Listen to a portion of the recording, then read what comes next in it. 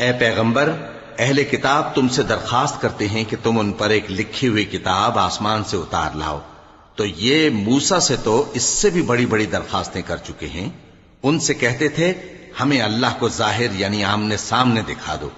سو ان کے گناہ کی وجہ سے ان کو بجلی نے آ پکڑا، پھر کھلی نشانیاں آ جانے کے بعد بچڑے کو معبود بنا بیٹھے،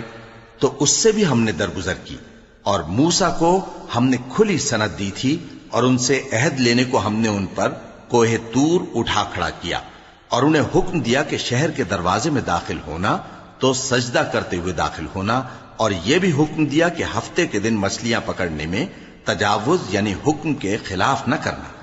غرض ہم نے ان سے مضبوط عہد لیا، لیکن انہوں نے عہد کو توڑ ڈالا، تو ان کے عہد توڑ دینے اور اللہ کی آیتوں سے کفر کرنے اور انبیاء کو ناحق مار ڈالنے اور یہ کہنے کے سبب کہ ہمارے دلوں پر پردے پڑے ہوئے ہیں، اللہ نے ان کو مردود کر دیا، اور ان کے دلوں پر پردے نہیں ہیں بلکہ ان کے کفر کے سبب اللہ نے ان پر مہر کر دی ہے، تو یہ کم ہی ایمان لاتے ہیں۔ اور ان کے کفر کے سبب اور مریم پر ایک بہتان عظیم باندھنے کے سبب اور یہ کہنے کے سبب کہ ہم نے مریم کے بیٹے عیسیٰ مسیح کو جو اللہ کے پیغمبر کہلاتے تھے قتل کر دیا ہے، اللہ نے ان کو ملعون کر دیا، حالانکہ انہوں نے عیسیٰ کو قتل نہیں کیا اور نہ انہیں سولی پر چڑھا پائے، لیکن ان لوگوں کو ان کی سی صورت معلوم ہوئی، اور جو لوگ ان کے بارے میں اختلاف کرتے ہیں وہ ان کے حال سے شک میں پڑے ہوئے ہیں، اور گمان پر چلنے کے سوا ان کو اس کا مطلق علم نہیں،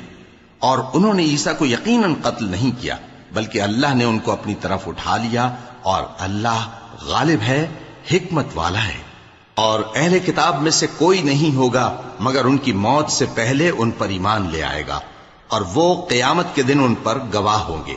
پس ہم نے یہودیوں کے ظلموں کے سبب بہت سی پاکیزہ چیزیں جو ان کو حلال تھیں ان پر حرام کر دیں، اور اس سبب سے بھی کہ وہ اکثر اللہ کے رستے سے لوگوں کو روکتے تھے، اور اس سبب سے بھی کہ باوجود منع کیے جانے کے سود لیتے تھے، اور اس سبب سے بھی کہ لوگوں کا مال ناحق کھاتے تھے، اور ان میں سے جو کافر ہیں